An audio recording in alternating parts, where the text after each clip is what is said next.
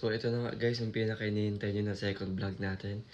Wala kasi akong maisip na content kaya hindi ako nakakapag-vlog masyado at pinag-aaralan ko rin kasi mag-maneho para hindi na ako magbibisikleta palagi.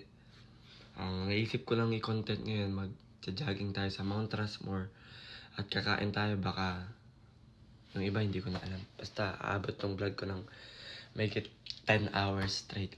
Joke lang, 10 minutes. So,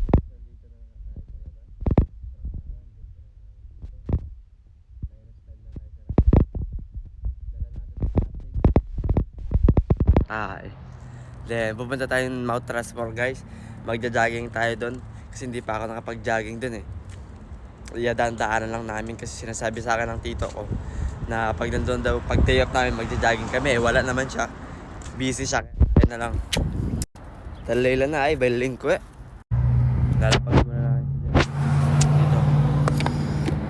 Nami, ikit na ka to. Tibo kang balbila ko. Okay, let's go.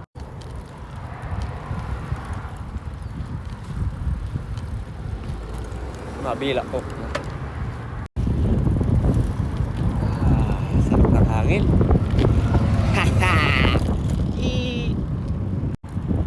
Kakaligo ko lang, baka naman pawisan agad tong kilikili ko. Tangin na. Oh, baka magkulay yellow. Bawal pala tayong kumain guys kasi fasting tayo. Kada tayong kumain ng 6 PM hanggang 1 AM. Ay yellow. Naka, ayun alat kape. Sabi na pag masipag daw. Talay na ano. Hida ko. Yung mga aso dito, kaya ba yung aso dito? Natin pati betlog mo. Kaya magtitino na dapat tayo dito. Malamig na hangin sa gabing maulan.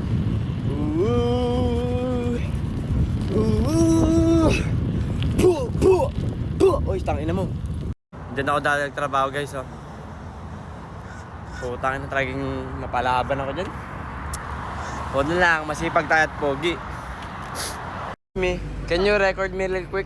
Can you record me real quick? Where is it? Can you record me real quick? Record you. Okay. Yeah. Okay. And, yep. Okay. That's fine now, thank you. And guys, oh, pero mas gusto ko pa rin yung tanawin ng Vinland. Mas gusto ko pa rin yung tanawin ng Vinland guys kaysa sa city. City, bulok eh. Pero hindi ko alam kung saan na ako. Tangina, bulok dito yung view.